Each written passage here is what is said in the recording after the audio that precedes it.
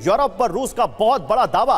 रूस यूक्रेन जंग में सीधे उतरेगा फ्रांस, ये रूस कह रहा है। अभी मैक्रोन से मिलकर आए हैं ज़ेलेंस्की, पेरिस में एक बड़ी मीटिंग हुई है और उसके बाद रूस का यह दावा बहुत अहम है। रूस बोला फ्रांस युद्ध में दखल बढ़ा रहा है, निजी सैन्य कंपनियां तैनात करेगा फ्रांस, ये रूस ने दावा किया है।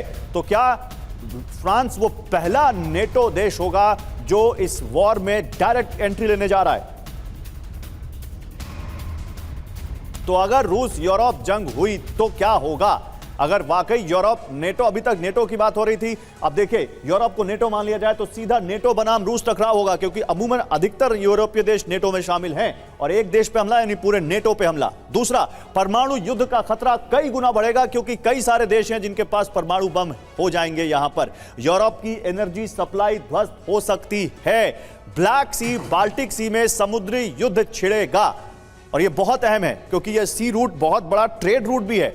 यूरोप में बड़ी तबाही, शरणार्थी संकट का डर यहां पर पैदा हो जाएगा और इसीलिए अब सवाल यह है कि क्या यूरोप इस वॉर को रोकने के लिए कुछ करेगा या वो और ज्यादा पुतिन को उकसाएगा? अम्बेसडर मल्होत्रा, आपसे ज्यादा अहम कौन हो सकता है इसको बताने के लिए? ये जो पुतिन की वार्निंग है, बिटवीन द लाइन्स आप क्या पढ़ते हैं यहां पर? और जब वो कह रहा है कि फ्रांस आ रहा है अपनी प्राइवेट सैन्य कंपनियों के जरिए, तो क्या बताने की कोशिश कर रहा है?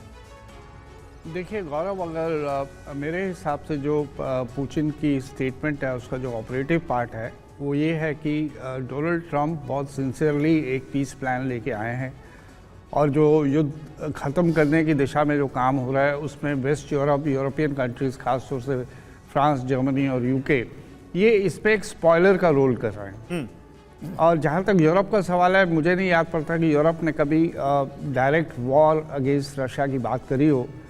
तो इस परिप्रेक्ष्य में सिग्नलिंग ये है कि यूरोप को विलेन प्रोजेक्ट करना और इस साथ ही साथ ये धमकी देना कि अगर आप युद्ध करो, यानी अगर यूरोप प्रवोक करेगा तो फिर जो हमारी तरफ से रिटेलिएशन होगी वो इतनी खतरनाक होगी कि आप इन ए वे इम्प्लाइड ये है कि ये न्यूक्लियर वॉर होगी। नहीं, बट आप जो कह रहे हैं, एक छोटा सा जवाब इसमें, यूरोप का इसमें इंटरेस्ट क्या है इस पीस प्लान को डिरेल करने में?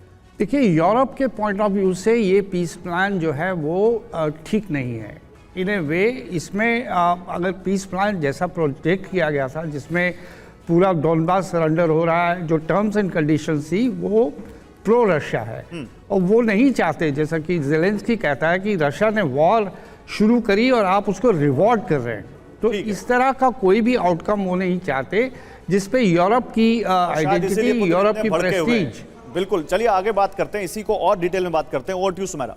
जी हाँ गौरव, और जब हम ये बात कर रहे हैं कि रूस वर्सेस यूरोप जैसी स्थिति बन सकती है और अगर ये होगा तो क्या होगा, इस पर हम बात करें अपने एक्सपर्ट्स के साथ। उससे पहले आइए पहले देख लेते हैं कि ताकत क्या है, रूस और यूरोप की ताकत क्या है, जिसके बारे में नैनाज जी भी बात कर रहे थे कुछ देर पहले कि दरअसल दोनों की अगर हम ताकत देखें और उसके हिसाब से दोनों की ताकत, यानी ग्राउंड फोर्सेज उनके पास कितनी है, टैंक्स कितने हैं, उनके पास मिसाइलें कितनी है, एयरक्राफ्ट कितने हैं, इस पर निर्भर करेगा कि युद्ध में कौन किस हथियार का इस्तेमाल करेगा और युद्ध किस तेजी से आगे बढ़ेगा। तो देखिए, सक्रिय सैनिक की अगर हम बात करें तो 15 लाख सैनिक रूस के पास हैं और 28 लाख सैनिक यूरोप के पास हैं। एयरक्राफ्ट 4000 रूस के पास एयरक्राफ्ट है और यूरोप के पास 3200 एयरक्राफ्ट हैं। टैंक 2000 टैंक रूस के पास हैं और 4500 टैंक यूरोप के पास हैं। परमाणु वेपन की अगर बात करें तो देखिए, रूस के पास, ये देखिए यहां पर अंतर आ जाता है, 5449 परमाणु वेपन है और रूस के और यूरोप के पास, जिसमें फ्रांस और ब्रिटेन शामिल हैं, इनके पास 515 न्यूक्लियर वेपन मौजूद हैं। तो ये ताकत है दोनों की। और इस पर जब हम बात करते हैं कार्तिक काले जी की, इस ताकत के साथ अगर ये वर्सेस यूरोप वर्सेस रूस होता है, क्योंकि रूस को ये लग रहा है लगातार कि आप अड़ंगा डाल रहे हैं, आप रास्ते में अटका रहे हैं उस पीस प्रोसेस को जो ट्रंप आगे बढ़ाना चाहते हैं, तो क्या होगा?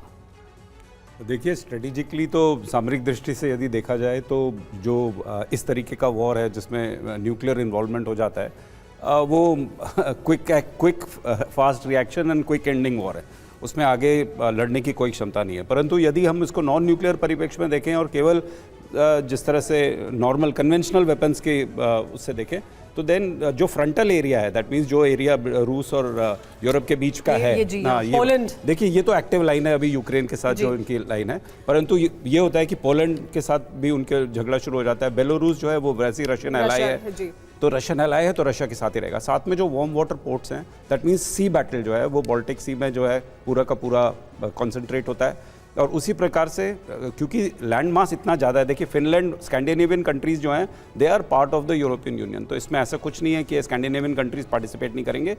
एंड देयरफॉर जो 32 देश हैं नेटो के, जो मोस्टली यूरोप में ही फोकस्ड है, वो सारे के सारे इस लड़ाई में इन्वॉल्व होते हैं। तो ये एक multi nation, multi border, multi directional जो है कन्वेंशनल वॉर की शेप ले सकता है। और पूरी दुनिया फिर इसमें फिर सीधे तौर पर इन्वॉल्व हो जाएगी, क्योंकि अगर हम यूरोप के साथ युद्ध की शुरुआत होती है तो फिर जी राजीव नयन जी संक्षेप में, सर फिर मैं वापस वैसे आपके पास आने वाला हूँ, लेकिन आप कुछ कहना चाहते हैं, जी बताइए। देखिए सबसे पहले तो मैं जो आपने परमाणु बम की बात की, परमाणु युद्ध की बात की, वो नहीं होगी। ये इस पर हमें शुरुआत करनी चाहिए, क्योंकि दोनों पक्ष जानते हैं कि इसका क्या परिणाम होगा। अगर युद्ध होता है तो देखिए बहुत दिन से बोल रहे हैं पुतिन, और उन्होंने अपनी डॉक्ट्रिन भी बदली है कि अगर आप हथियार सप्लाई करते रहेंगे यूक्रेन को तो देखिए हम उस पर कार्रवाई कर सकते हैं। तो मोटे मोटे तौर पर अभी उनका यह भी एक डिप्लोमेटिक सिग्नलिंग हम मानेंगे, उनका स्ट्रेटजिक सिग्नलिंग मानेंगे कि कह रहे हैं कि बंद करो, बहुत हो गया, तुमने बहुत कर लिया, और करो नहीं तो देखो युद्ध भयावह होगा। जब भी युद्ध होगा भयावह ही होगा।